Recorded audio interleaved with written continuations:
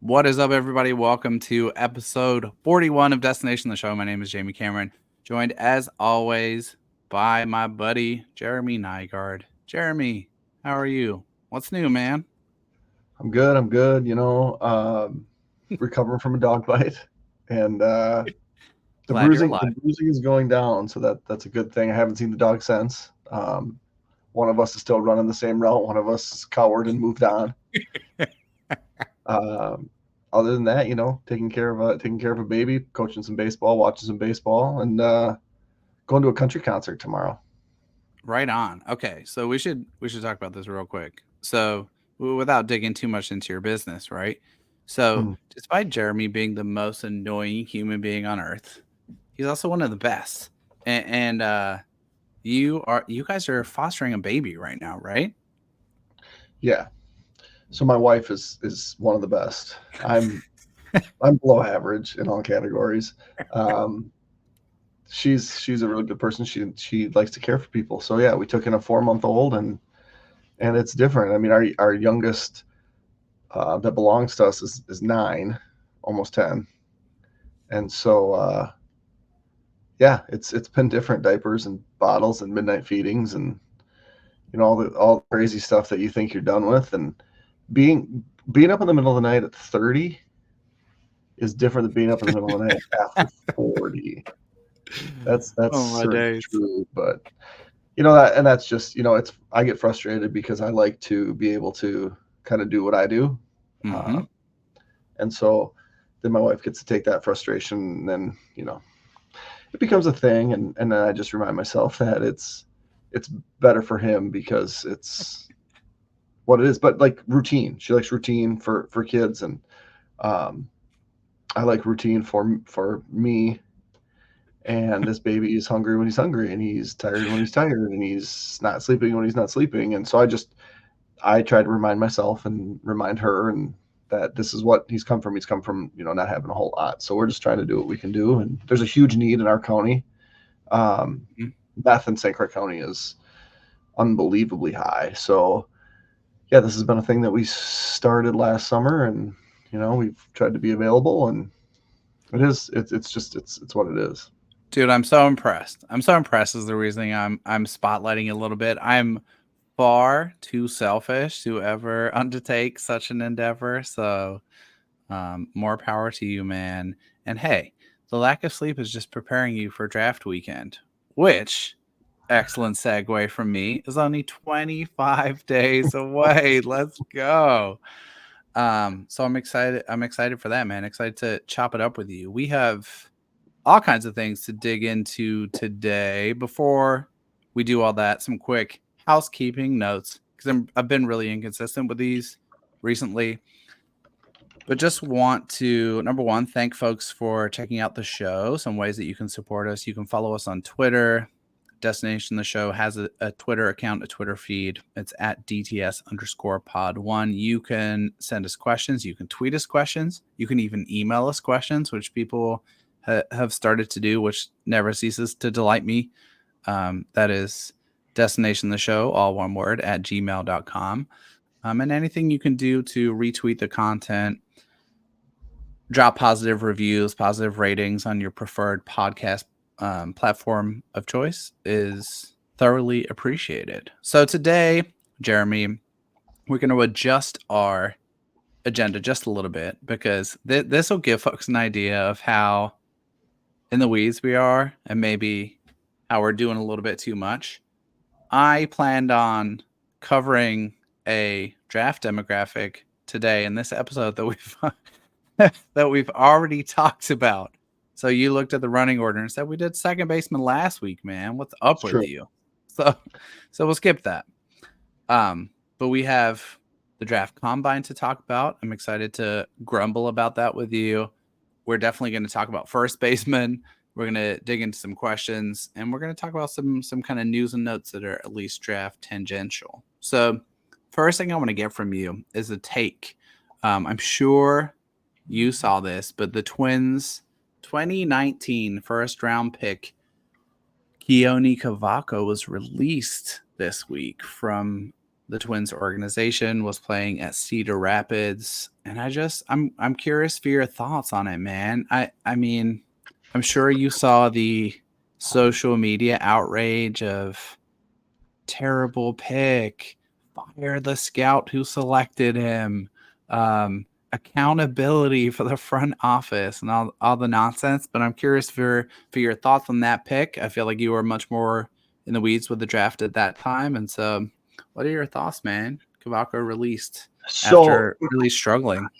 yeah, so that draft, and that was one that I don't remember how much I covered it for Twins Daily. Mm. He was really a late riser, For sure.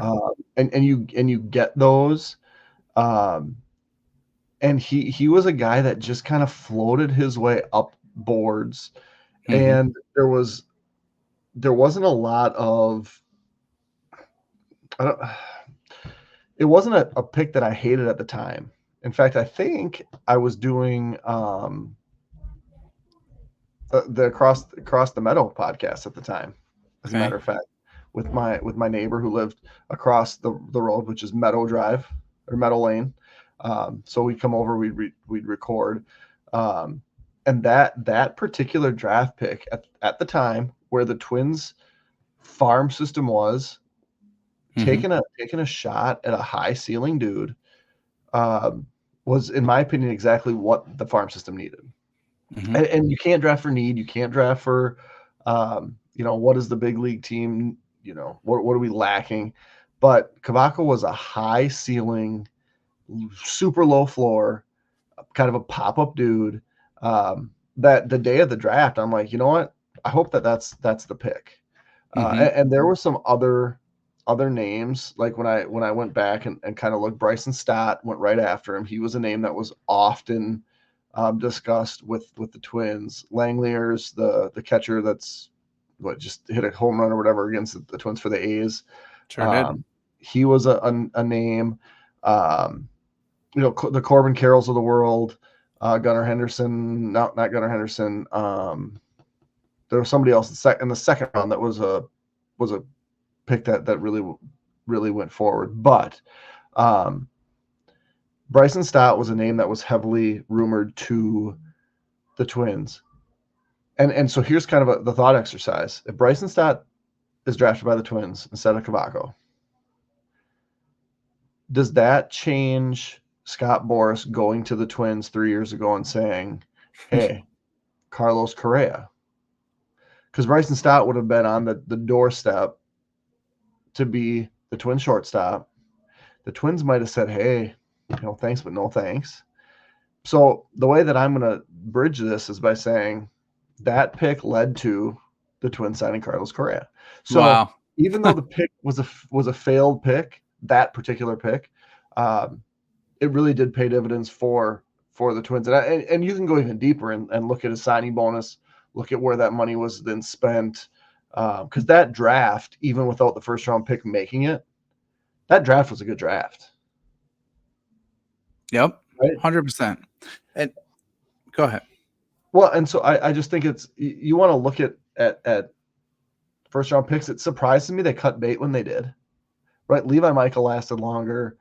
Aaron Sabato's still in the he's still around. He's hitting quite well, actually. But you miss on guys, and you're gonna miss on guys. And the feedback I got is you don't take a high ceiling guy with the first round pick. And it's like you kind of do, because we could have went safe and drafted Brendan McKay and not Royce Lewis. Mm-hmm. Right? Royce Lewis was a high ceiling, not as low of a floor, because there was just other stuff that you knew about him. So one's different. Yep. But it's a pick that didn't work, but not a pick that, even in hindsight, that I hated, because at the time I liked. And I mean, someone could go through my tweets and find that. Like, find the receipts, people. I was for it, and I will stand behind it. And it didn't work. And it was evident relatively early that it wasn't going to work. But you got to be okay rolling the dice and knowing that it might not come up the way that you want, because that's what the draft is, right? 100%. So yeah, I mean, I just surprised that it didn't that they didn't give him longer, even though I think the writing was on the wall. For sure. For sure. No, I agree with all that. A couple of thoughts I'll add, right? Like, first of all, this kind of action brings out the absolute worst of like Twins Twitter, or I'm sure any other team's Twitter, which is already a cesspool of absolute degenerates, right? Saying like, immediately everyone will say, "Oh, blah blah blah," went 3 picks later. Like, of course, but you have to evaluate a pick based on the information that you had available at the time. And I think the fact that Cavaco never really looked like a prospect pretty much at any level makes it fair to criticize the Twins' calculus in taking him when they did.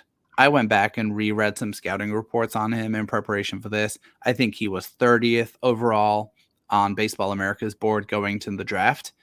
And the orange flags, or the warts in the profile, were exactly what played out.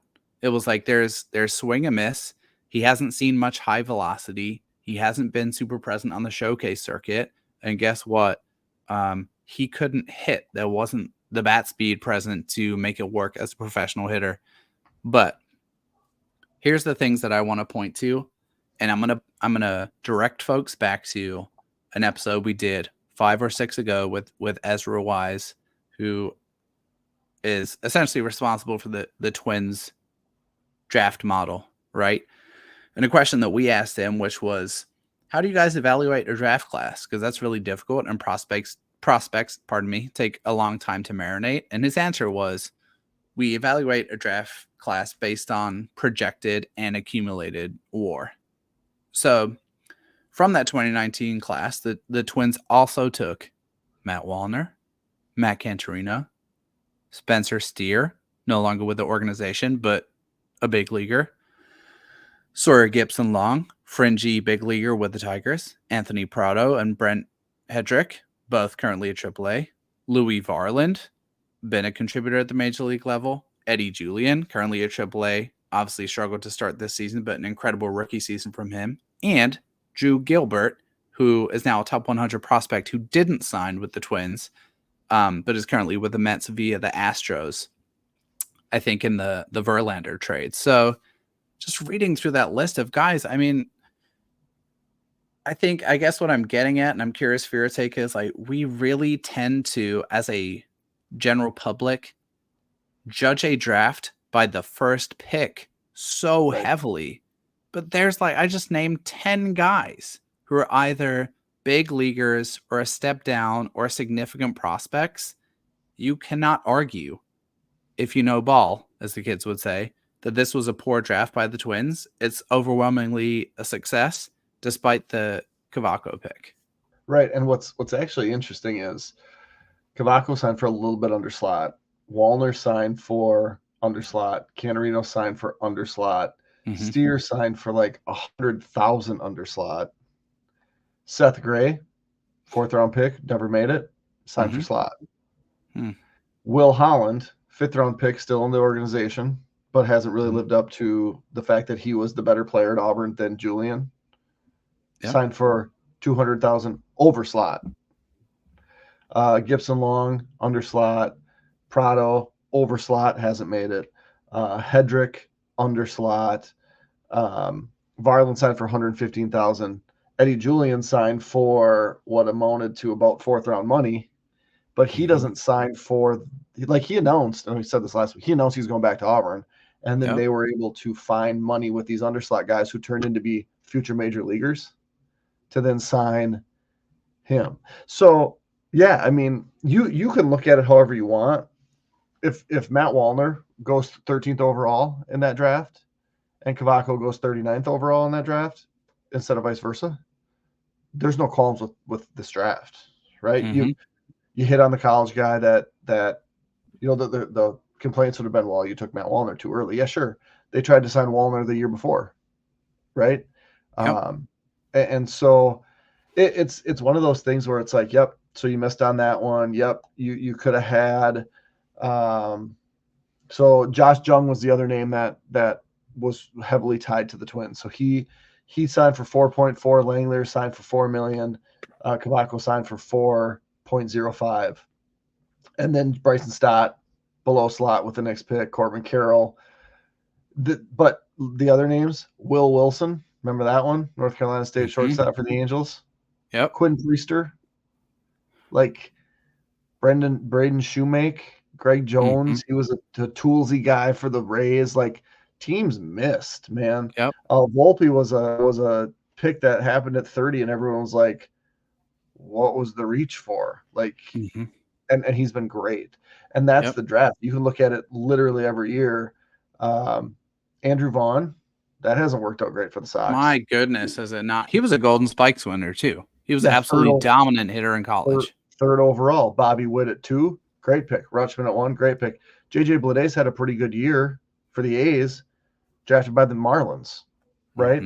Riley Green's been good. CJ Abrams been good. Nick Lodol's been hurt. Hunter Bishop for the Giants. Like that's the draft, man. You're gonna miss. Yeah. And I think the hard part is you see the Byron Buxtons for the, even though he hasn't been what maybe Byron Buxton could be, the Royce Lewis's, and you dream on Walker Jenkins and you dream on Brooks Lee. So you take the bad with the good, and the reality is with Sean in charge, the Twins have had some really, really good drafts. They've developed pitchers, which was not something that they did at all for a long time. Yep.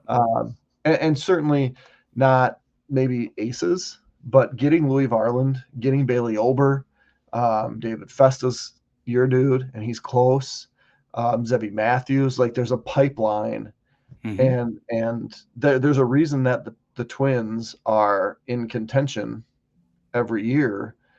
And it's because they've drafted extremely well, and then they've developed guys well. So, yeah, I mean, it was a miss. You called a miss. Maybe one of the bigger misses that this regime has had, but you live with it and you move on. For sure. With that all the way, final word on it. I am begging people to evaluate draft classes as a whole instead of one pick at a time. It just doesn't work that way.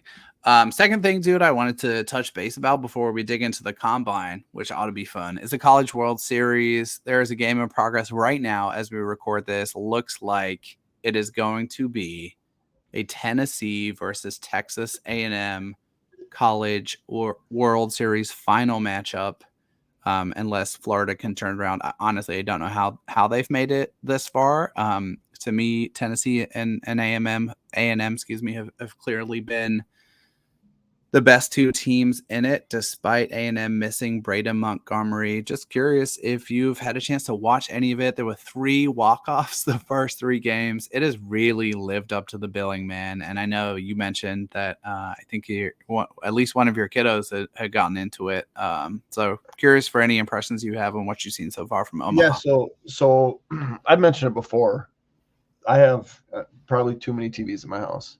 And those TVs, except for right now, my kids are watching some Kendrick Lamar concert, which is fine. But TVs almost all the time, all the TVs are tuned to sports. And so it might be last week it was like the African Basketball League. Nice. Okay.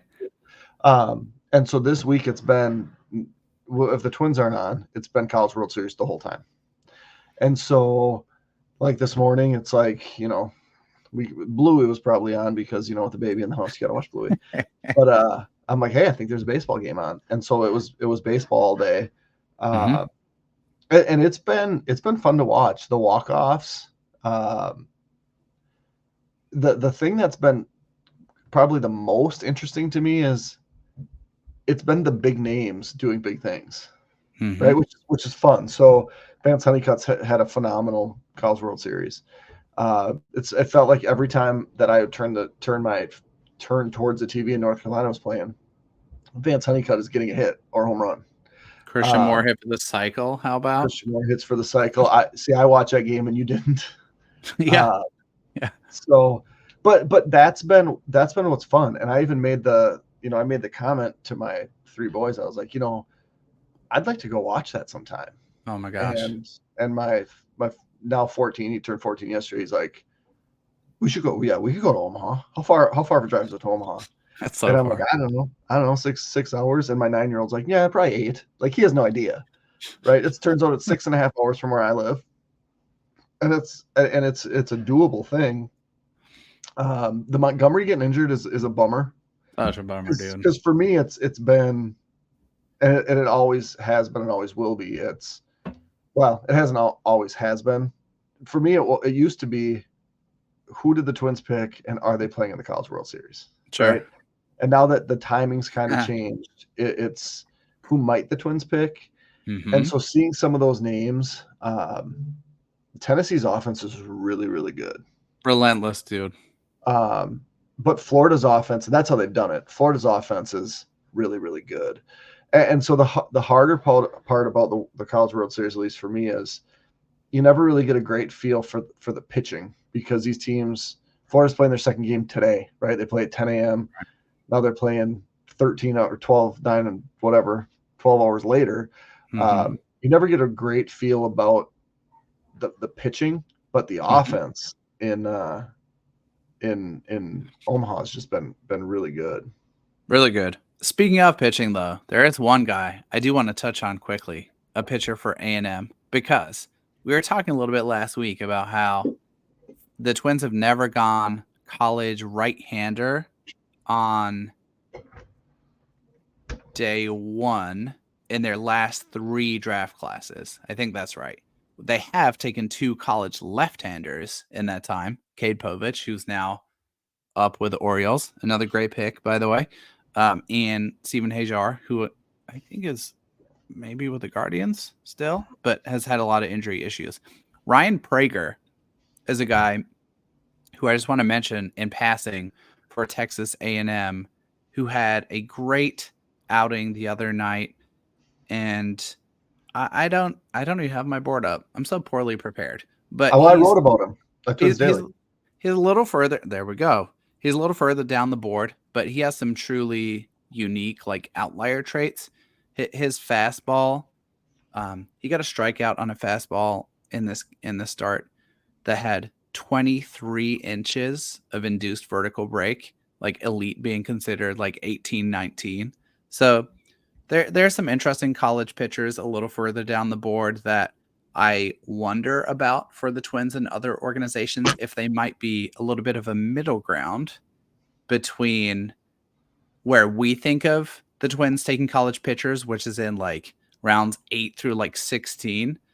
But I think there's actually some dudes in the like 3 to 5 round range that might be worthy of attention, and Prager fits that. He had a really good start. I was super impressed with him. So both these games, both of the 2-0 teams will win, right? That Tennessee was 2-0, they won earlier. Texas A&M 2-0. When does the 3-game series start? I should know that, but I don't. Is it like, I think they get at least a day off. So it's like Monday. Is it like Monday, Tuesday, Wednesday, potentially? Yeah, it's. We need Theo, man. Yes, best of 3 consecutive days if needed. And yeah, like you said, these 2 teams that have been kind of in the winning portion of each side of the bracket have really coasted, honestly, and it's been everyone else just fighting for survival. Yeah. Yeah, it's been really good. It's been really good baseball. Have you ever been to Omaha for the College World Series? Never been to Omaha. Have heard from a bunch of people this week that I should go, and it's the trip of a lifetime. So, if you decide that you want to go with grown-ups instead of kids, I suggest we make a DTS trip out of that. That would be super fun, dude. How old is your oldest kid? 8. And not at all a fan of baseball. So my daughter is. I have not conquered getting my 8-year-old daughter into baseball yet. My 5-year-old son is absolutely obsessed at the moment, much more so with playing than like watching a particular team, which I think makes a lot of sense at that age, because he just figured out how to use a glove and hit the ball and all that good stuff. But still working on the 8-year-old. But yeah, and you got time, because I remember my 14-year-old who's pretty crazy about everything. He's very much like I am. He used to stand at the stairs and scream until I turned sports off. Like There that you was, and I'm like, what am I going to do if my kids don't like go. sports? Yeah, for And real. It's lo a and worry. behold, now it's that's all that's ever on, and it's like, and my wife sometimes she gets irritated because it's like, I don't need to watch it, I don't need to remember it, I don't need to see it because they will let me know. Like the Willie Mays news, sad news. I hear down the stairs, and it's like my son to report like, Dad, Willie Mays died. I just got an alert. It's like, so you just train your kids to be, give them the phone, turn the notifications on for them, and then you That's don't right. have to worry about things. You just they'll tell you everything you need to They'll know. So report out. that's perfect. So yeah, I mean, that would be a fun trip to make for sure. Noted.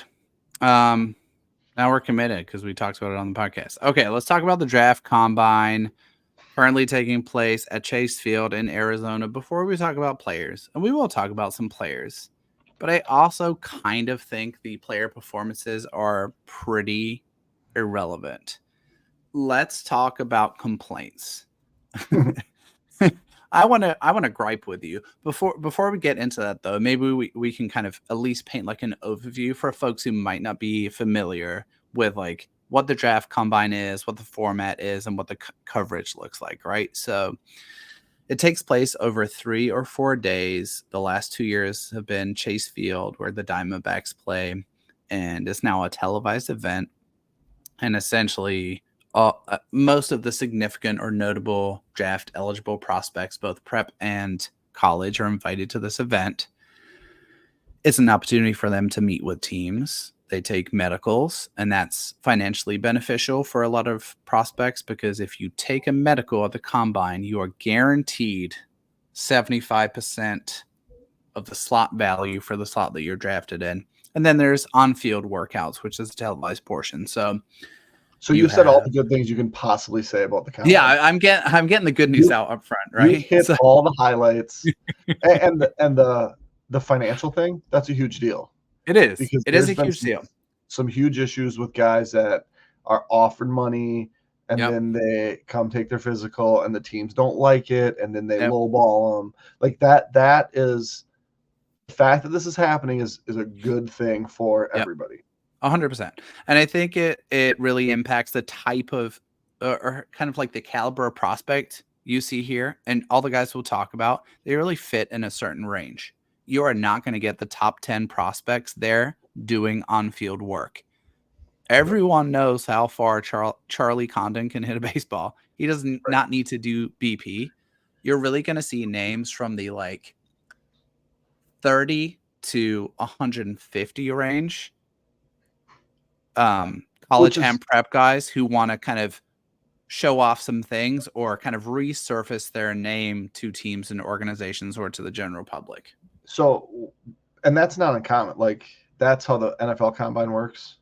That's how the NBA combine works. Like you're not going to put yourself in a position of I'm going to make money and then hurt yourself, right? And so it's the same way. The guys that are going to make big time money, they're not going to put themselves in a position to lose big time money. The guys that are in a position where they can make good money are going to try to elevate their stock where they can make big time money. And so like if you watch the NFL combine or you watch the NBA combine, like the idea is the same, right? For all of it. So that's all the good I can say. Okay. So let's talk about this first, right? So they televise all the workout portions. So you'll see all of the batting practice. You'll see that they call them bullpens, but it's really 15 pitches at a time from a pitcher off the mound at Chase Field, and then they switch out and they tend to do this in groups. I am pretty immersed in the combine. I watched a lot of it last year, quite a bit of it previously. I'm curious for your take on it and how it was presented in particular. So, Jeremy, I'm talking about like a media coverage, like how does it come across standpoint? And I want to hear from you because I and correct me if I'm wrong, but I feel like you kind of really immerse yourself in it much more this year than previously. I tried. And I think it's fair to say you are fairly unimpressed. So here's your box to stand on tell me all of your complaints and grumbles about how the combine is presented and how it's televised. Okay, so sometimes I turn on the TV and it like reality TV, right? And you can like watch it, and it's almost like a hate watch train wreck type thing, Yeah, sure. but you still watch it, Mhm. right? Love Island, for example. I watched that out of it wasn't hate, like there was entertainment value. I Yeah. turned on the combine, excited to watch the combine, It's your and first mistake. that excitement lasted all of like I'll watch the NFL combine. The commentary's great. For sure. I never see Rich Eisen. I only hear Rich Eisen, right? And I know it's Rich Eisen. I turned on yesterday's combine, and within like for 4 minutes I was confused. Like maybe I just turned it on at the wrong time. Mm-hmm. And then every minute after that, I hate watched it until I couldn't do it anymore because what I was there to watch was not what the people on the screen wanted me to watch. Like there's someone swinging a bat. You're running through exit velocities and launch angles in the top right, which is fine. Helpful data. But I don't know who's swinging. Okay, they're not talking about who's swinging. What they're doing is you have Nelson Cruz and two Harold other Reynolds. people, Harold Reynolds, who just shouldn't talk, and then one other guy. They're talking, and then the box next to them is telling me about their accomplishments. What am I watching? Like, ooh, that was 108 miles an hour off the bat.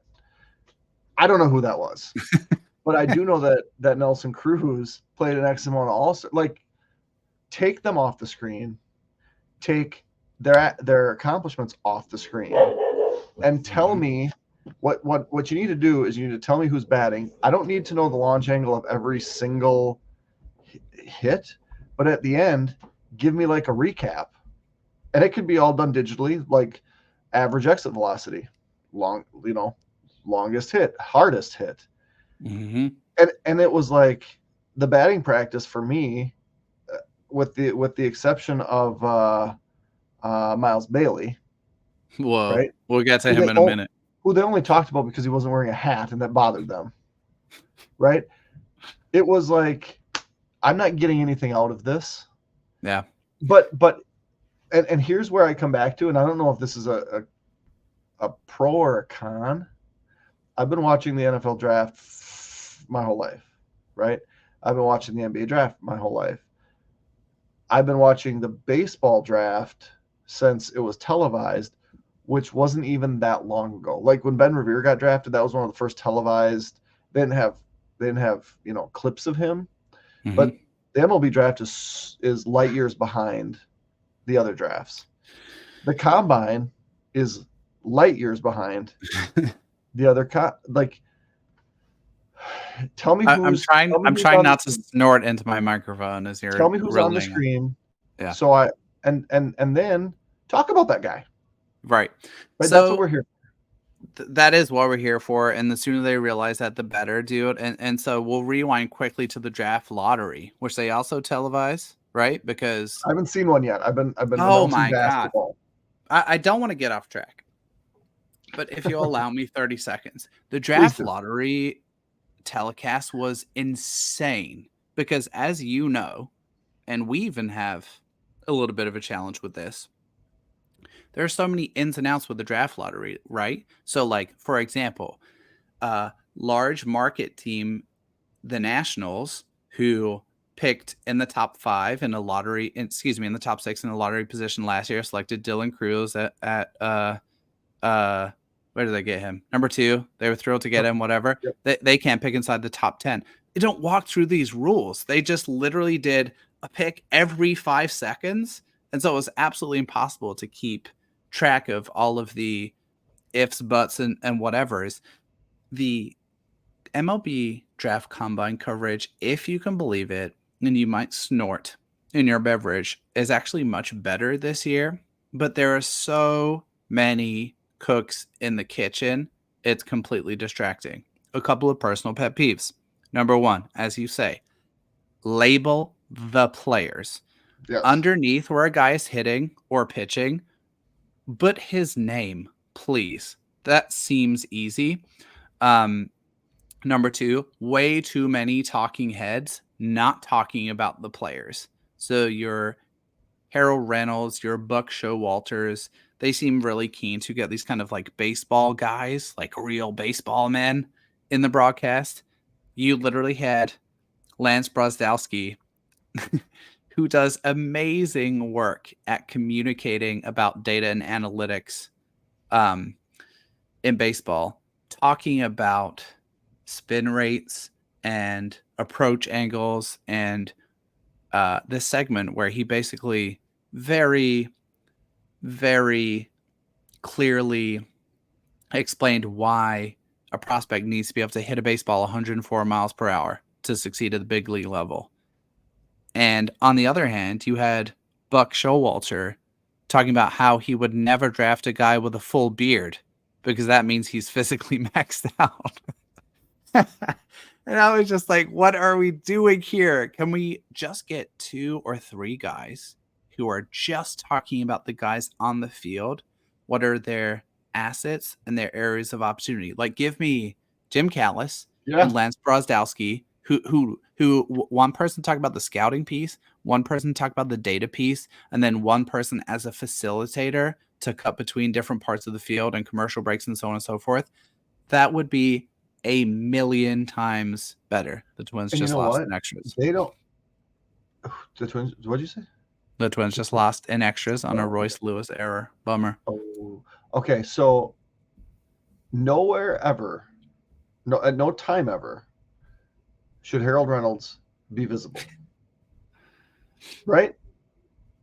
It's not great, dude. Does he Literally does, after Brosdowski said this, like, you need to be able to hit the ball at 104 miles per hour. He literally went on a rant of like, I hate that, and what has it done to our game, and XYZ ABC, and it was just such a turnoff of like, we're presenting these facts and figures and these kind of tropes of the modern game in a really approachable and user friendly way, and then you had these like old timey baseball men like yelling at clouds. It was frustrating. I feel like, hear me out on this one.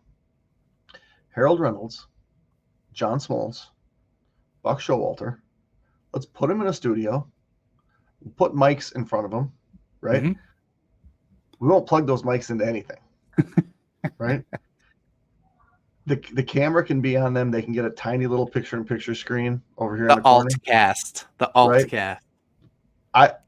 And maybe it's a generational thing. Like my dad really liked listening to Burt Blyleven, and I'm like, do you enjoy hearing the words downward plane? Okay. Yeah. Like, yeah, nothing that he says is different ever. And I enjoyed Tom Kelly, who wasn't great. Like, he wasn't a great speaker, but I learned things about baseball because Tom Kelly taught me something. And that's the part, like, there's nobody running a draft, or there's nobody there might be people involved in the draft, but there's nobody like giving anybody any ability to make decisions if the person's saying, I'm not going to draft that guy because he's got a full beard. Like, come on. It was wild. So let's move past our grumbling and let me ask you this question. You already named a name. Any guys that you saw either hit or throw that stood out to you for any reason in particular? So, well, I got to be fair. Like I said, I hate watch it for a little bit, and then I couldn't do it anymore. Yeah. So Miles Bailey he looked really good. There was another guy that appeared to be hitting the ball. It made a different sound. Nobody ever mentioned his name. I don't know who that guy was. And then kind of watching the action. So the part that I watched, it was guys taking infield. And so there was one guy, again, I don't know who it was, that I was like, okay, he looks like he could stick at shortstop. Probably Tyler Bell. But then I was like, you know what, guys, I can't. I'm going to flip the channel, and I'm going to do something that's going to be productive and not make me angry. Fair. I can walk through a couple of guys that are noteworthy. Although, let me say this real quick before we do this. We'll do this just to kind of scratch the itch for people who might be wondering. I think the on-field workouts are completely irrelevant at the draft combine. What teams want is medicals and interviews. Right. Nothing else really matters, right? They've made their evals. They've watched these guys 100,000 times. Even guys who are ranked 250th on your public board of choice, they've seen them plenty. They have the scouting report. They are not changing their opinion based on 10 pitches in BP. You know what though? There was a guy, again, don't remember his name because I think they mentioned it. I think he was a shortstop, smaller guy.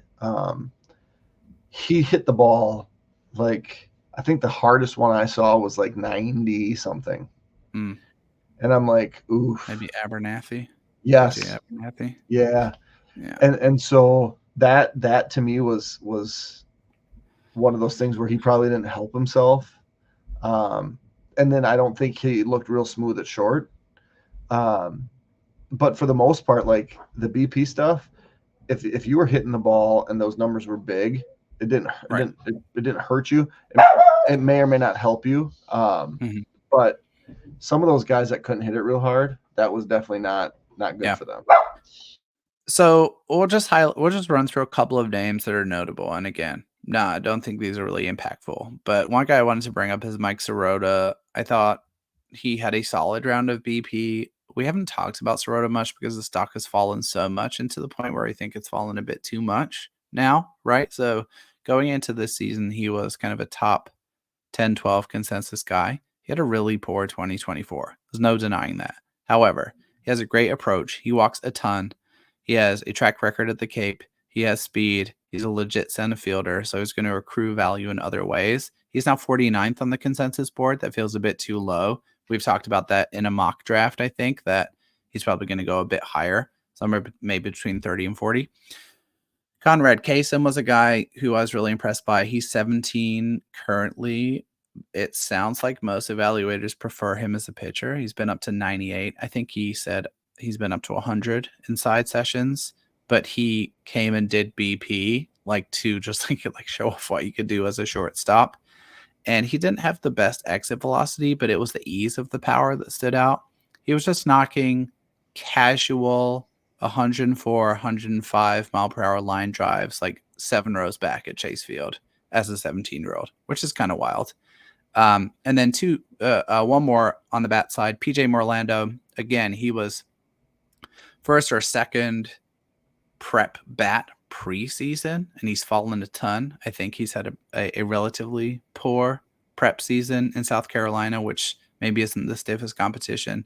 But he just put on a show in BP. His average exit velocity was 106 in BP, high of 111. I mean, it's legit power from him. The challenge, like many bats in this class, is it's a first base or corner outfield type profile, not an up the middle position. And then 2 arms quick. Trey Gregory Alford, I think, was probably the head turner. He's a prep out of Colorado, which is not really a baseball hotbed state. He was the one guy that hit 100 on the radar gun in the bullpens. Really good slider, good power slider. Needs a consistent third pitch, better strike throwing. He's 91st on the board currently. And then Daniel Egan is a guy who I think you can consider a smaller school up-hour dude. 6'4", 200 pounds. So he's one of these tall, lank. He just looks like a starting pitcher who hasn't filled out yet. Threw a 4-pitch mix, landed everything for strikes. Fastball was up to 96, sat 93, 95. Curveball and slider that were very distinct from each other, clearly different pitches. Through 71 innings for Presbyterian in 2024, struck out 112. He just looks the part. I think he's going to be really solid. I think he impressed, but all of that I feel like doesn't really matter that much. Yeah, and I actually wrote about him in the piece that I just posted this morning as a guy that we posted him at all 3 sites, but the type of guy that I think that the Twins would find intriguing. If I remember correctly, hasn't been great at throwing strikes, over his collegiate career. Like there's some improvement to be had there. But yeah, for the most part, guys are, like I said, guys are probably going to help themselves a little bit, but certainly can hurt themselves. I think the big thing that the Twins look for, and something that we'll never really know, is the character stuff. That interview thing is going to be a big deal. How those For guys sure. come off, but at the same time, these guys are also they're in the living room with area scouts, right? So Mm-hmm. you're not gonna.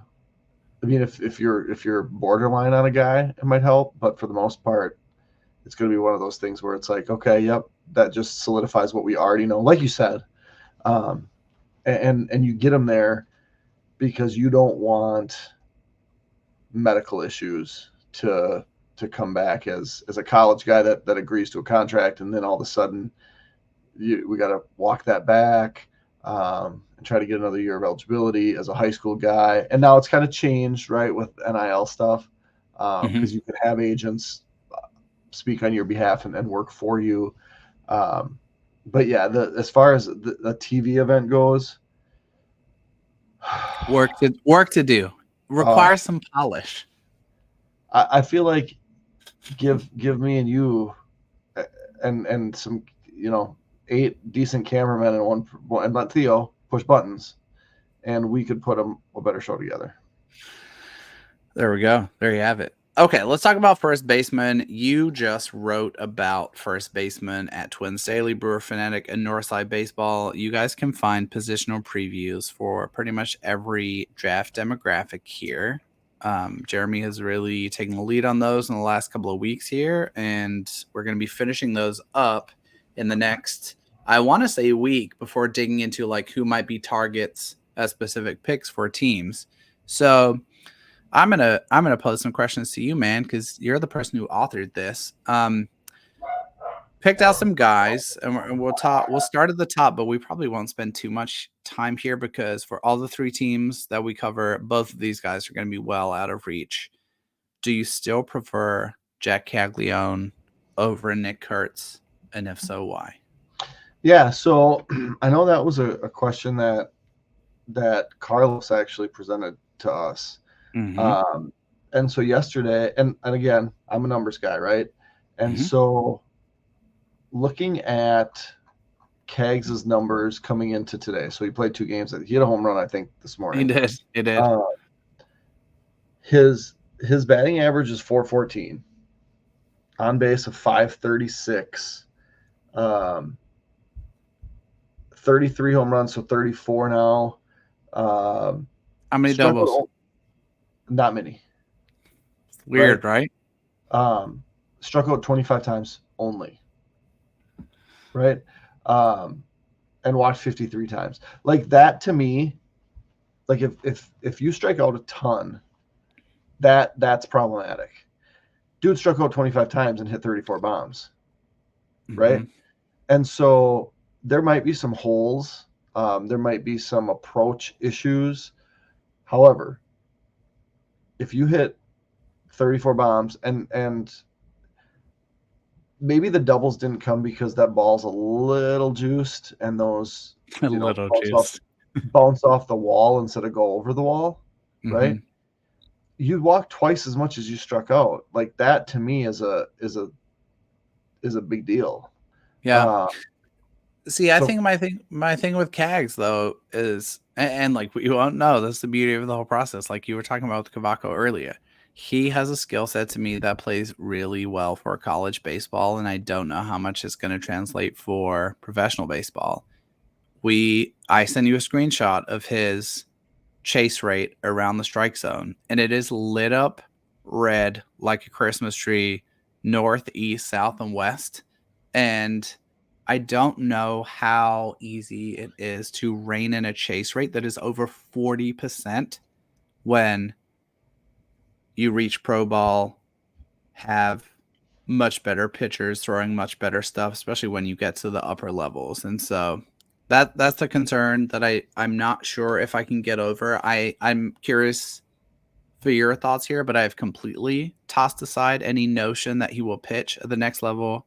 He is not a consistent enough strike thrower. He's not going to be a reliever. He's going to get drafted as a hitter.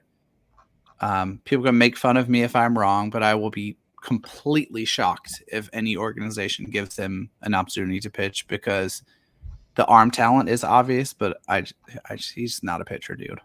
And I think that's okay, right? Mhm.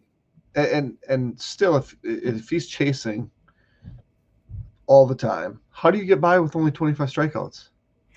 Because he improved his out of zone contact a ton. His out of zone bat to ball skills got a lot better. And so here's going to be my question. That's great. And it's great that your overall contact numbers improve. Like, no one is denying that that is a great step forward to take. But when you turn pro, is the quality of contact that you make out of the zone going to be sufficient to get you offensive impact? I think it can be in a really juiced college environment. I'm not sure that that's going to be true with wooden bats and professional pitchers, but we'll see. Which is fair. So Nick Kurtz strikes out 42 times this year. Mm-hmm. Okay. If he's not chasing, is he missing in the zone? Because that is why Vance Honeycutt is not going to go high, because like there's always going to be things that we could pick nits over all this, right? For sure. So he chases 40% of the time, and he makes hard contact, Mm-hmm. or he doesn't chase and he walks, and like, to me, if you can minimize your strikeouts, and like you said, how do you transition to pro ball? If you can walk twice as much as you strike out and hit for power, like that, to me, suggests that you have a chance. All of this, if I'm running a draft room, though, I'm not taking either of these guys because I want first base. I'm glad you brought that up, because and this will transition us nicely to our next guy, I think. I don't want to be in this position, dude. Like this, like 5 to 10 range. And I think, just to put a cap on Cags, most people agree with you, because he's the number 3 consensus player now, head to Braden Montgomery, right behind Condon and Bazana, who are actually tied at 1, which is wild to me. But I don't want to take a guy who absolutely has to mash with a top 5, top 8 pick. I would like, give me one of the pitchers. Give me Weatherholt, please. I would take quite a few guys over these two bat first baseman. And here's why. Let's talk about Blake Burke. Blake Burke is first baseman for Tennessee. He's 53rd on the consensus board right now. I pulled these numbers a day or so ago, so they're not going to be completely up to date, but they're close. He's hitting 378, 451, slugging 704. That's good for a 1.155 OPS, 19 home runs, 28 doubles, a solid walk and strikeout numbers. If I'm going to get a defensively limited guy that can mash, why wouldn't I just get Blake Burke at 53 and spend my more premium pick on a guy that can accrue better defensive value, has speed, etc., etc.? Well, you wouldn't. That's exactly what you would do. I do think whoever drafts Kegs gives him a shot in right field. Yeah.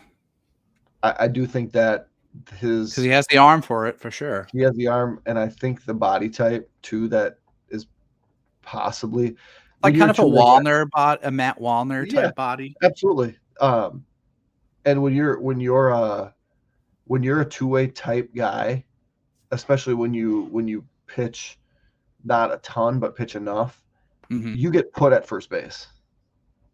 Right? That's where you end up. Is he gonna be Matt Wallner type, or is he gonna be Miguel Sano type in the outfield? That I don't know. But that's another reason that I like Kegs more than Kurtz, is because I do believe that there's a chance that he could be a right fielder. And I believe his bat will play at any of those corner spots. Yep. I just don't like that first spot to be the lowest spot on the defensive spectrum. Yep. right? We're on the same And page. unless you're a Gold Glove type first baseman. When I watch Max Kepler play, and this is totally, I've gone here. I watched Max Kepler play a weekend series in Cedar Rapids when they were low A, and I was convinced watching him play first base that he was going to be a Gold Glove first baseman. Right? Athletic, Mm-hmm. uh, balls didn't get by him. And I think he'd hurt his elbow in that spring, so he was kind of limited what he could do in the outfield. But it's like, man, that's how first baseman should look. Yep. Ultimately, he was athletic enough to play the outfield. But if you're an above average first baseman, you could play somewhere else. Yep. Right. And so I think Burke has that sort of profile that he's really good first baseman, right? But I think he'd be limited in the outfield. I think For sure. Keggs is an average first baseman, but could maybe be an average outfielder. And if you have the cannon to keep runners at first, like Yep. maybe you don't get to the ball, but you're not allowing extra bases. And Right. so that's another reason that I like him more. In the mock that will release next week, Hey-o. I drafted Keggs to a team. We have to finish that. Yeah, but did you see my write up on him? No, I wasn't reading. So, spoiler alert, I had him going to the Angels. Okay. Interesting. And I I said, don't think I guess that. not, I don't think he does either. But if I'm the Angels, who have a little bit of experience having success with guys that have actually played offense and pitched, Mm-hmm. maybe he gets a chance to pitch. No way. I'm just saying. They like guys that the fast They track do. guys. There's not a fast track guy They do. Well, like there has been. And they already have their first baseman. Like, so I'm thinking, hey, they'll find a way. They'll find a way to fast track someone that doesn't belong in a. Hey, Nolan Shanuel did not belong in a fast tracking type of a role. I remember we loved him last year at like 35, and he ended up going like 14. but that Ridiculous. was the name. That was the name of who's gonna be on the fast track. That was the guy. Yeah. We knew that coming in. Okay, Okay. so after Blake Burke, who, you know what, if he's a second round pick, I don't hate that, right? No, same. Okay, moving on. So let me just spotlight one guy, and I'm so glad you wrote about him, dude. And then I want to ask you about Miles Bailey, just about his frame. We'll call it's just like unbelievable. Here's one of my favorite prospects in the draft, Cole Mathis. He's from a smaller school, Southern Charleston, I believe. College of He is Charleston. College of Charleston. Thank you. Just some of the best hitting metrics in the entire draft class, right? So the orange flag on his profile that you can give him the ding if you want to, as this against lesser competition. He had 335, 472, 650 this year. That's good for a 1.122 OPS, 14 home runs, 33 extra base hits, 46 walks versus 32 strikeouts. You're a walk to strikeout ratio guy. Mm-hmm. He's currently 76th on the board, posted some of the best exit velocity numbers in college baseball. He's a kind of, they might give him a shot at third base, but he's probably more of a first base type guy. Again, if I want someone in this type of profile of like defensively limited, give me one of two things. Give me either someone I can start at third or in a corner spot and they can work their way down to first base, or give me someone later in the draft in the round like 2 to 5, 3 to 6 range, or give me both of those things. He fits both of those things, and I think he's going to be a hot name and maybe go a little bit higher than his 76th position on the board currently. Maybe you'll even rise a little bit higher than that before draft day. So my concern here, if you have the ability to play third base, potentially, your profile is different because if you're pigeonholed into being first base, you're a left guy, right? if you have a chance to play third base, you're a right guy more often than not, right? You're a right-handed thrower. Maybe you're not a right, but the value I think is for these other guys, they're left-handed hitting first baseman. Yep, for sure. And so Mathis, right-handed throwing, that's what gives them the opportunity to play third, right? Yep. Right-handed hitting, there's a little less margin for error, I think. For sure. That's fair. If that's your profile. I think he's been put at first, though, because he also pitched and had some elbow issues. Mm-hmm. So it might not be been forced down the spectrum. For me, Nick Kurtz is the only one that's really been forced down the defensive spectrum. Keggs, as a result of being a two-way guy, and Mathis, really, for me, as a result of being a two-way guy, having elbow issues, you get put at first to rest the arm. Like Trey Morgan last year was a phenomenal defensive first baseman. Trey Morgan didn't really fit the profile anywhere else to be a first baseman. And maybe he's not. Maybe he's only playing first base. I haven't even looked, but Mathis would be a guy like I would draft him. I would play him at third, right? Yep. I would give him a shot at right. For sure. I would give him a shot at left, potentially. Then I would settle at first. And there's just so much, for me, so much more value because you're signing all these shortstops in the international free agency that are going to end up at third or second or center. Mm-hmm. And then these college guys that you're drafting are going to be your corner dudes. And Mathis would be a fun guy to throw into the mix. In late, probably early in day two, and I don't think there's be any qualms about that. At probably a fifth, sixth of the, maybe not a fifth, a quarter of what Nick Kurtz is going to cost. Oh, for sure. I would much rather make that investment. I agree. Before we move on and knock out 2 listener questions quick, let me ask you this question because I know you watched this part of the combine. Have you ever seen a high school baseball player with a frame like Miles Bailey's? Because he gets an honorable mention, or I think you maybe even wrote him up, in your first base article. 212. Okay. What, dude, is that what you were expecting when you saw? I mean, you see his like height weight on the consensus board. He's listed at 6'4", 235 as a 18-year-old. He just looks different from other baseball players, man. Yeah, love it. Looks like an NFL tight end. I was like, the bat looks tiny in your hands, man. I feel like you're playing the wrong sport. And what was the talk about him? Well, he's not wearing a hat. He's taking back press ball hat. Ridiculous. How about we focus on the sound that it's making? Yeah. He's a little bit older, right? So he's 18. He'll be 19. I think he's 18 now. Will be 19 in July. Committed to Florida State. Correct. So if he goes to Florida State, he's eligible in 2 years. So I think that could be a thing. I would love to put him in my system. Yep. Right. And I wouldn't pigeonhole him at first base either.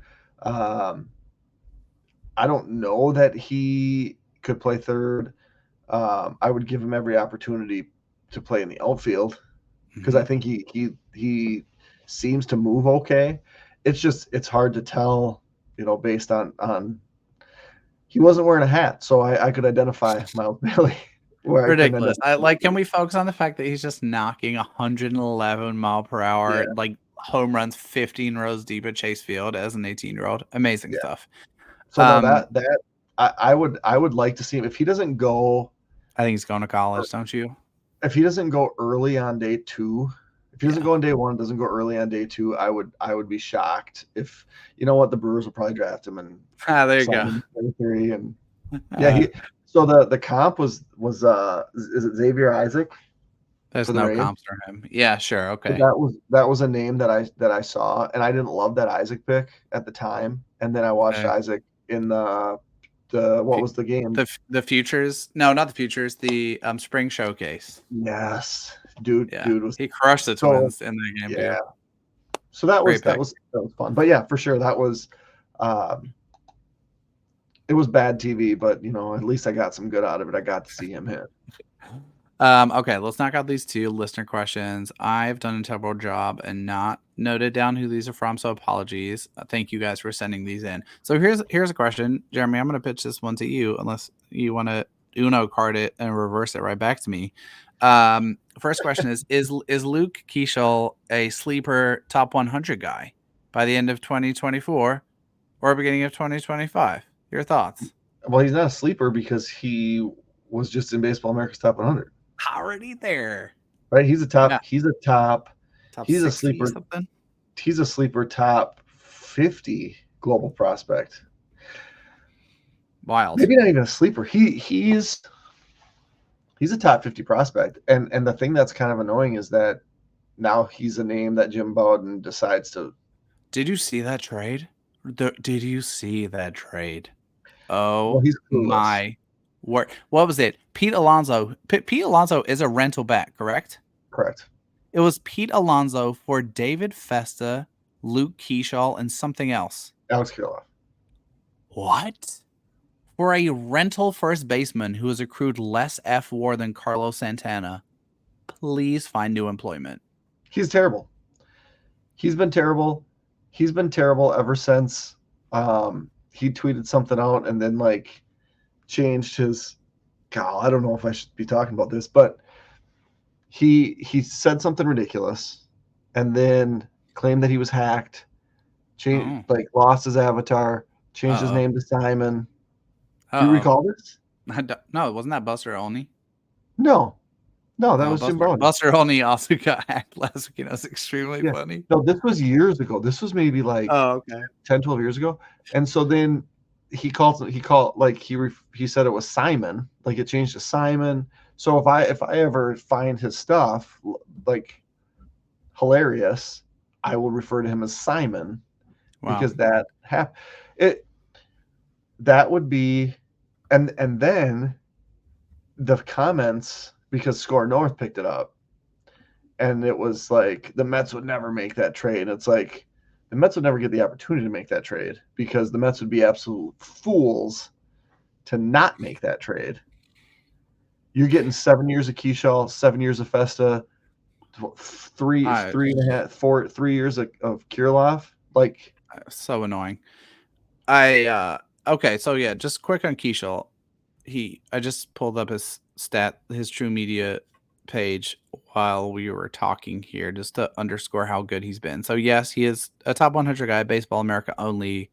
I think before long, you're right, he's going to be top 100 kind of consensus. I'm going to give you just his June numbers. This is approximately how long he's been at AA. Maybe that's 2 games from high A in this, but since he's moved to AA, he's hitting 318, 408, 469 with an 877 OPS. He's striking out just 18% of the time, and he's walking 12% of the time. The impact is a little bit less if you want to pick since he moved to AA, but he recently just lost a 37-game on-base streak. He's a baller. Luke Keeschel is a legit top 100 prospect, and I think he is going to be in the mix in 2025. If anything, what it's done is it's made. Don't say it. Well, here's Brooks Lee. Were you going to say Brooks Lee more expendable? Well, it makes someone more expendable. Someone, okay, fair. Because if we're talking, Carlos Correa's not going anywhere, right? He's going to play short until Royce is at third. Those two, right, should play short and third. I mean, I think we can make an argument in a handful of years if Correa should move to third or whatever. Sure. Miranda's back in the discussion, right? Mm-hmm. Is he someone's long-term third baseman? Is he a first baseman? I'm less convinced. Julian is still in the mix. Brooks Lee was kind of his second base was his for the taking because that pushed Julian to first. But those 5 kind of encompass the whole future of the infield. Is that fair? Like coming into the year, definitely Luke Keeschel has now part forced of his that. way into that conversation. Yep. And so now you have 6 players, and when you have surplus value, like that's where you have expendable value. Yep. So maybe it's not that Brooks Lee is more expendable. I think they've all become more expendable because you have surplus value. Royce Lewis is going nowhere, right? Mm-hmm. Fair. 100%. Correa is going nowhere, Mm-hmm. and Julian's value's down a little bit. Yep. So I think the counter argument to your comment and say don't say it is Brooks Lee was hurt, and so his value has kind of out of sight, out of mind, and he dropped down some lists, right? I think nationally his value, he's been really good lately. But somebody, and it doesn't have to happen, but if you're looking for reinforcements in July, if you're the pick a team, you're asking about. Yep. Who are you asking about? You're asking about Brooks Lee. You're asking about 100%. Miranda. You're asking about Luke Keeschel. You're asking about Brooks Lee, who, by the way, yes, they hit a grand slam, and today hit 3 doubles as a right-handed hitter, which was by far his weaker side in 2023. 103 miles an hour and 2 more doubles at 102.4. It is going to be interesting to see what the Twins do. That's a conversation for another day. I do want to knock out this last question, then we'll wrap it up here. So I think this is a really interesting one. What part of the St. Paul Saints gets reinforced first? Is it the rotation or the lineup? And this question, I think, is inferring who is coming up to the Saints first from Wichita. And I'm going to narrow this further and give you some specific names. Good. Are we going to see Luke Keeschel in St. Paul? Are we going to see Emmanuel Rodriguez in St. Paul first? Or are we going to see Zebby Matthews in St. Paul first? Well, I think Rodriguez is hurt. Such a bummer, dude. Right? Continuing the curse. Yes, go on. Keeschel is like he's got to get some run at AA, right? Like he's had like 18 games. There's a logjam, right? Julian's there, and Lee is there, and so you want guys to play every day. And what position is the one that you have guys fall all the time and need reinforcements? Pitching. And so I believe I read yesterday that the Twins are one of 3 teams that have only used 6 starters this year. That's wild. And who's their 7th starter? Festa. Louis Varland. No. Louis Varland's pitched. It's got to be Festa. Okay, right? So who's their 8th? Or unless it's Adam Plutko or like Bowsley, like if you're talking about a guy who could actually stick in the rotation, Festa is up next. He has 3 10 strikeout games with AAA. Like it's time for him to get a look. So if the Twins have a need in their rotation, they bring up David Festa, and in turn the Saints look at Wichita and say, "We'll take that guy." Right? That's what happens. And so if the Twins had a need for an infielder, they're gonna pick up, bring up Julian, and it's not like, oh shoot, we need another infielder. There's dudes, right? There's depth. Pitching depth is super hard to come by, and if they take that, I mean that's the easiest thing because you say we'll take Zebby, and then Wichita turns to Cedar Rapids and they take a guy, and then the Twins draft with their 22 draft picks, they take 18 pitchers, and then Cedar Rapids is like, yeah, we'll take one of those guys. And so 100% for me, it's Zebby Matthews.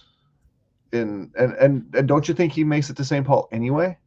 I mean, I just I'm shaking my head, not because I disagree with you. I'm shaking my head in disbelief at his trajectory this year, dude. We're talking about someone who had a solid second half of the season at Cedar Rapids last year.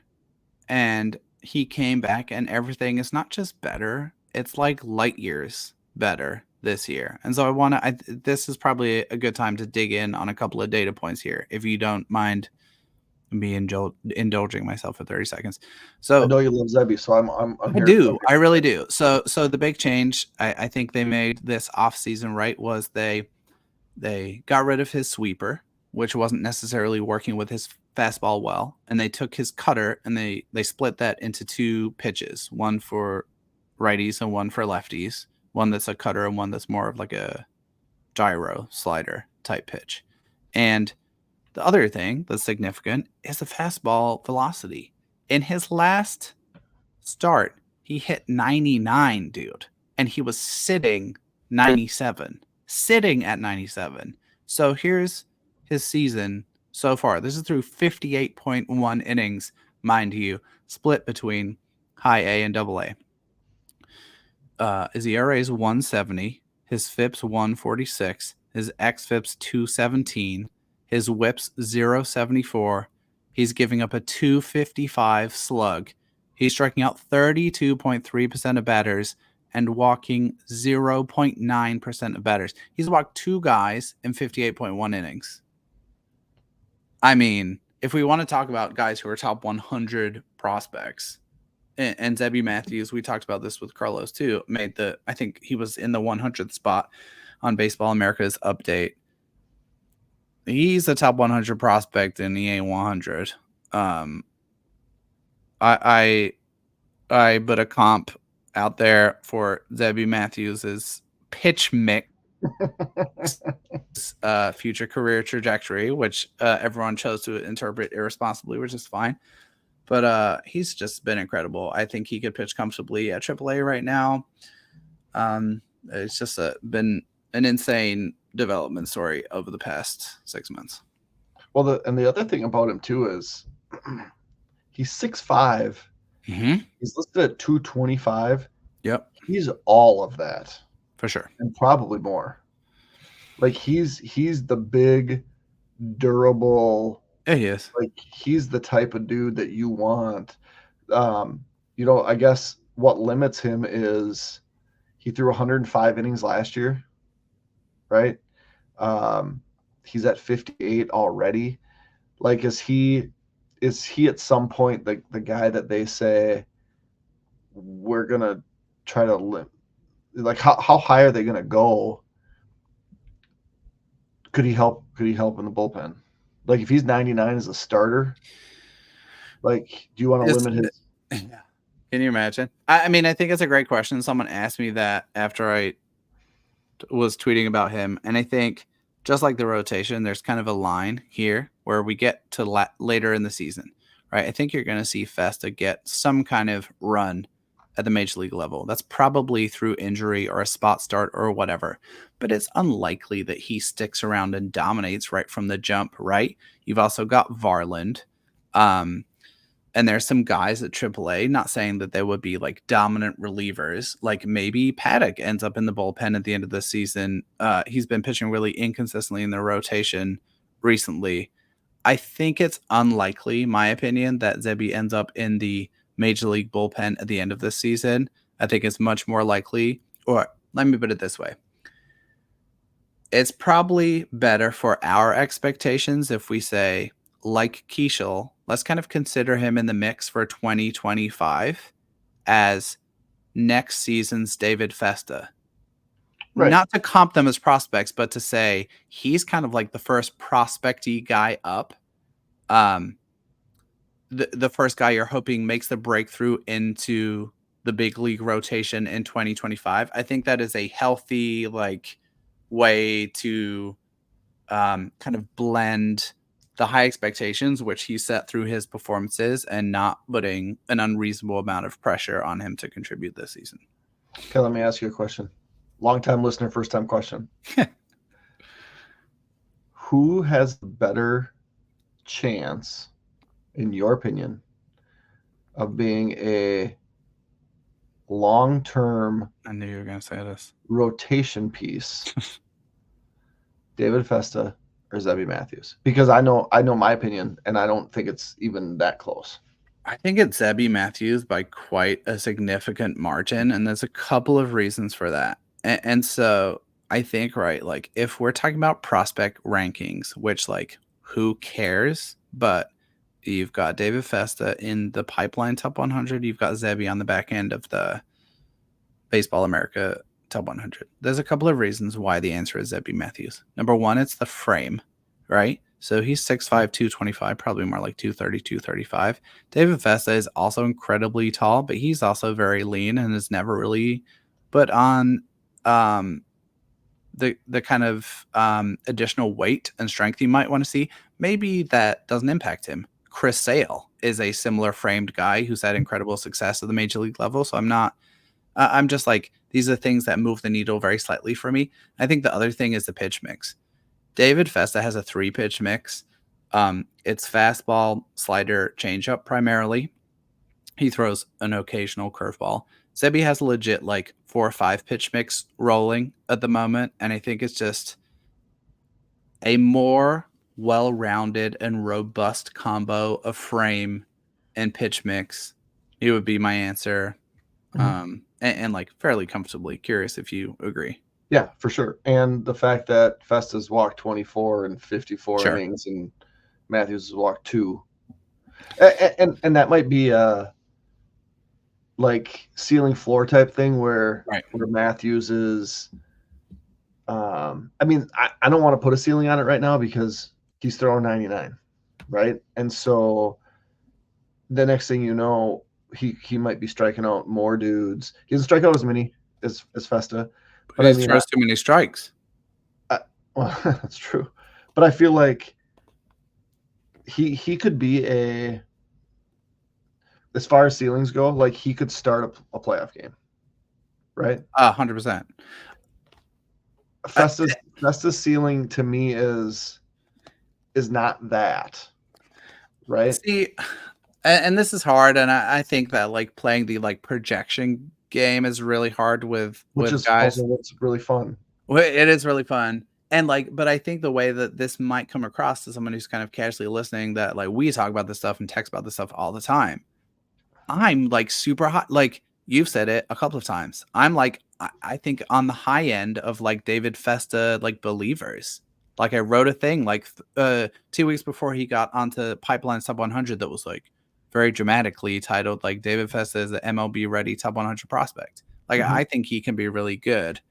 I think if they both hit their 90th percentile outcomes, Zebby Matthews is starting a playoff game, and David Festa is like maybe like solidly in the middle of your regular season rotation. And then is a high octane 8th inning guy who throws like 101 in the playoffs in your bullpen like Varland did last year. Right. And of course, this is just us talking about this on like June 19th, 2024. There's room and time for that to change, but at this moment, that's kind of how it feels. Yes. But it's absolutely like, we want to talk about the pitching pipeline. This is the pitching pipeline. They have made 2 top 100 pitching prospects from a 13th round pick and an 8th round pick out of college that no one had ranked anywhere. Right. So, and that's behind a Olber was drafted late day 2, right? Yep. I think it was 12th or 12th maybe, and Varland was what, like 15th in 2019. And Varland is your 6th starter, is a 14th or 13th. Like that's what they've done, and that's why when I see, because that's ultimately what's going to happen here in 25 days. We're going to see a stretch of pitcher, and 3 of those guys or more are going to be major league pitchers. And when you can do that year after year after year, like we're not talking too much right now about Corey Lewis because just came back. He was the dude, right? Yeah, he was. He was Twins minor league pitcher of the year last year. We're not talking about Marco Raya right now at all. Why are we not talking about him? Is he just? Everyone's mad because he's on a But pitch that count. that's yeah, the thing. Like, we're not talking about some electric arms because we're talking about guys that are, for sure. and that's the thing. I got to look Raya up because we haven't talked about him. Pierce, no, we haven't talked about him lately. Mm-hmm. Like, so Raya's thrown. Look up Andrew Marce's numbers since he moved to Double A. He's been really good too. So Marco Raya, he's really still doing. I mean, his last 2 starts, he threw 4 innings. He's still young for the level, dude. Yeah, kid's 21, and he's slight. I mean, he's 6'1", 170. Andrew Morris, Mm-hmm. another. Well, he's smaller, 6', 195. But he's a gamer too. He's been pitching really well at Double A. I think he starts tomorrow. 22 innings, 18 strikeouts, 3 walks. Not as much miss, but it's elite strike throwing, and he's not giving up damage at all. Yeah, and that's the hard part is, and we've really got off topic, and Theo would be telling us to shut down, but we don't need to because Theo's not here. Like, there was not adding a pitcher this offseason felt wrong. I feel like there was like a year off, right? A year from now, if the prospects all had been a year older this year, it would line up perfectly. Yeah, right? for sure. Because there was questions about Paddock. Who knew about Simeon Woods Richardson? Louis Varland, is he going to start? You know, instead they bulk up the bullpen, which was fine. But I feel like 9 months from now, we're going to have a lot of options to talk about. Here we are. To be, because Paddock walks after this year, right? He has one more. He has one more of team control for like $6 million. Yeah, I was thinking he walks, so that all 5 are under control again. Mm-hmm. Wow. Yeah, that's why you don't add a bridge guy, because you have and you know, Simeon Woods Richardson has unbelievable really development, been a revelation. But yeah, it's gonna be a real interesting thing because there's pitchers coming. The lineup is going to be just fine, assuming that the 3 big names that you need to stay healthy can stay somewhat healthy. Yeah. First base, like, Santana can't do it forever. Nah, he'll be out. And I would like to think that there has to be a second catcher.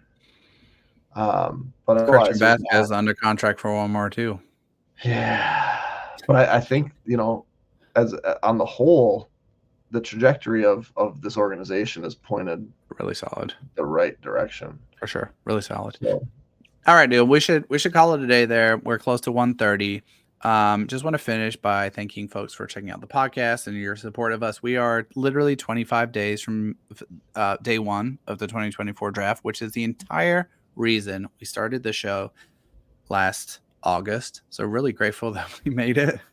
That we basically made it all the way through. We'll be back with another episode next week. We will cover 2 draft demographics, not 1. And we might throw a kind of like rapid fire mock draft in. We haven't done one of those on the show in a while. And I think we could like maybe knock out an entire first round in 30 minutes if we really focus and I don't get too long-winded. Until then, check out all of the draft content, most of which is coming from Jeremy at the moment. You can find it at Twins Daily, Brewer Fanatic, or Northside Baseball. And him and I will have a dueling mock draft where we alternate picks 1 through 39. I have the odds and Jeremy has the evens. I think that's going to be out Monday or Tuesday next week. Until then, thank you guys for checking out the show. Enjoy the College World Series. Catch you next week.